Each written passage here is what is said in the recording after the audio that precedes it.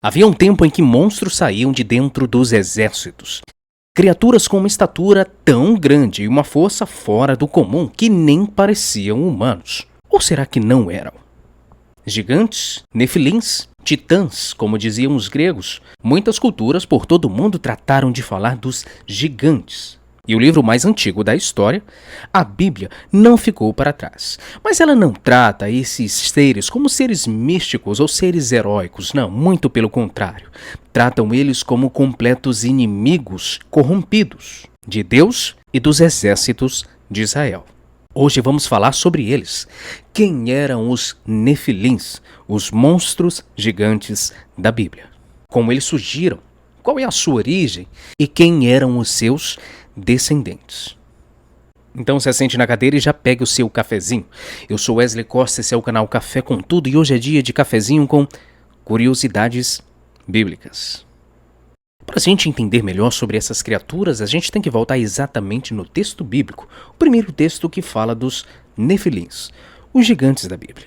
Em Gênesis, capítulo 6, versículo 4, diz o seguinte: havia nefilins na terra naqueles dias, e também depois, quando os filhos de Deus possuíram as filhas dos homens, e delas tiveram filhos. Eles foram heróis do passado, homens de renome.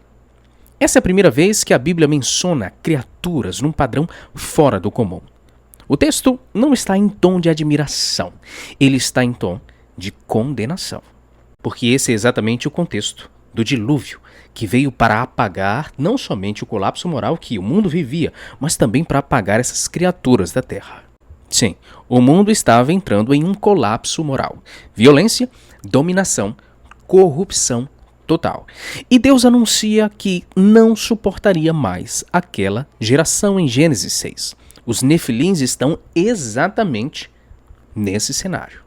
Sim, a Bíblia relata essas criaturas como um fruto do mal e do pecado, de relações que nunca deveriam ter acontecido. E esses gigantes sedentos por sangue que amedrontavam todos os exércitos daquela geração teriam seu fim com um dilúvio. Mas mesmo após o dilúvio, muitos desses gigantes e povos de grande estatura apareceram muitas outras vezes. Entre eles, nós temos os Anaquins. Eles são descritos em Números, capítulo 13, versículo 33. Quando os espias eles são enviados para vigiar a terra prometida. E eles voltam com essa notícia. Também vimos ali os Nefilins, os filhos de Anak. Éramos, aos olhos deles, como gafanhotos. Sim, esse é o povo conhecido como Anaquins. E os espias enviados por Moisés, eles entram em Canaã e voltam aterrorizados. Eles não dizem eles eram fortes, eles dizem que pareciam gigantes e que diante deles eram como insetos. Essa era uma raça de povo que mesmo após o dilúvio ainda existia naquele local. Os Anaquins de Canaã. Outro povo também eram os Refaíns, povos antigos, de grande estatura e temidos por todos. Estão descritos em Deuteronômio capítulo 2, versículos 10 e 11. E a Bíblia deixa claro, Israel não estava enfrentando apenas exércitos, mas povos de força e tamanho fora do comum. Temos também Golias, e esse gigante em especial você com certeza já ouviu falar. Golias, o gigante de Gate. Ele é descrito em 1 Samuel capítulo 17, no embate entre Israel e os filisteus, em que Davi enfrenta o gigante. Golias não é descrito de forma vaga, não. Havia detalhes. A Bíblia entra em detalhes técnicos sobre ele. A sua altura era de 6 côvados e 1 palmo, aproximadamente 2,90 m e até 3 metros. A sua armadura era uma couraça de bronze de cerca de 57 quilos. A sua lança é descrita como uma haste, como uma viga de tecelão, e a sua ponta, que era de ferro, pesava cerca de 7 quilos. O escudo do gigante guerreiro era tão pesado e tão grande que precisava de um escudeiro somente para levar o seu escudo à frente do gigante. Golias não era só grande, ele era uma máquina de matar ambulante, um verdadeiro tanque de guerra dos filisteus. Ele não somente lutava, ele humilhava exércitos inteiros só com a sua presença. Golias surge num embate muito comum, que era quando um exército escolhia um dos seus guerreiros para lutar com outro, e assim economizar no tempo e nas mortes. Golias gritava e envergonhava o exército de Israel há dias, e somente Davi, o pequeno menino ainda despreparado e sem conhecimento nenhum de guerra, partiu para cima do gigante, atingindo a ele com uma pedra de sua funda na testa. E logo após, partindo para cima do gigante e arrancando a sua cabeça com a sua própria espada. Uma cabeça que, descrita pela Bíblia, era colossal. Temos também a descrição do rei gigante, chamado de Og, o rei de Bazã. Está descrito em Deuteronômio capítulo 13, versículo 11, que diz: somente Og, rei de Bazã, restava dos Refaíns.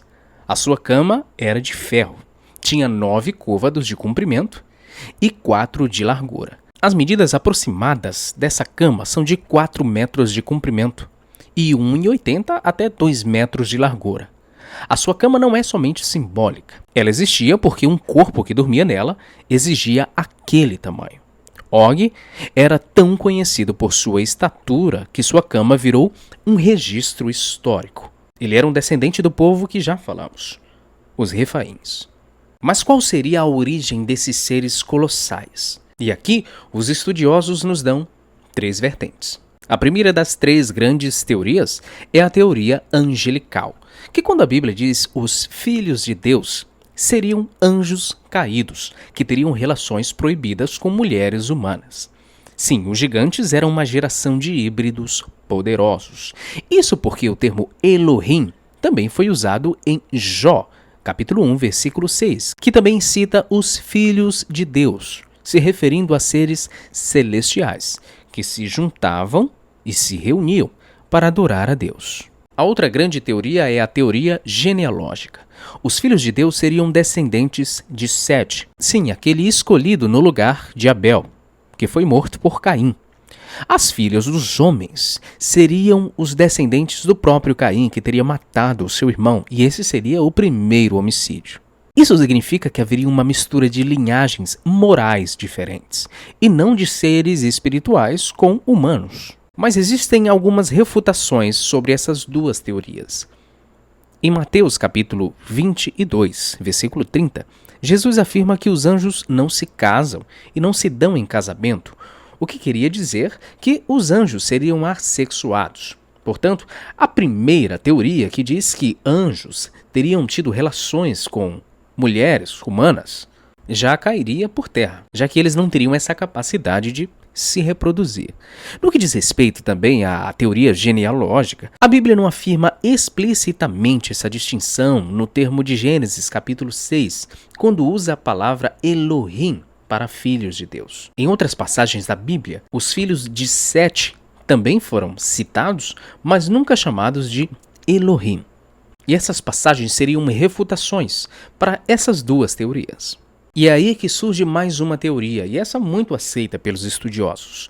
Os gigantes seriam gigantes sociopolíticos. Sim, os filhos de Deus, usados pelo termo Elohim, seriam reis, nobres, guerreiros dominantes, homens poderosos que se viam como deuses. E naquela época havia uma prática muito comum. Os homens tomavam mulheres à forças dos seus inimigos e dos lugares que dominavam. Essa era uma prática comum do mundo antigo. Isso reforça a ideia de que os filhos de Deus, os Elohims, os homens gigantes, tomavam para si mulheres de povos que eles teriam dominado. É nessa época também que surge a prática que conhecemos como bigamia, e esses homens poderosos tomavam para si e amontoavam várias mulheres para formar o seu harém como sinal de poder. Por isso, essa teoria indica que o termo Elohim também era usado para líderes e juízes poderosos. Nesse cenário, os gigantes não eram apenas pessoas altas, eram violentos, dominadores e sanguinários. Mas isso não descarta o fato de que eles poderiam realmente ser homens com aptidão física fora do normal e com uma estatura privilegiada. Mas será que existiram gigantes de fato? Bom, contra esse fato, não há dúvida, muitos gigantes, guerreiros com forças fora do comum e altura sobre-humana, são citados na Bíblia, mas nenhum deles de forma mística, como os gigantes que nós vemos nas séries ou nos filmes. Eram figuras de estatura e de força privilegiada, e que tinham sim um certo gigantismo, que também não é difícil de vermos hoje em dia. E por essa força e altura privilegiados, se destacavam no meio dos seus exércitos, e dominavam muitos povos, e tomavam para si outras mulheres, formando o seu harém. A Bíblia não descreve gigantes como personagens mitológicos. Ela descreve altura, peso, armas, povos, reis e guerras. Eles não eram somente contos, eram problemas reais enfrentados por Israel. Mas todos, sem exceção, tiveram o mesmo fim: a derrota, o juízo e a extinção.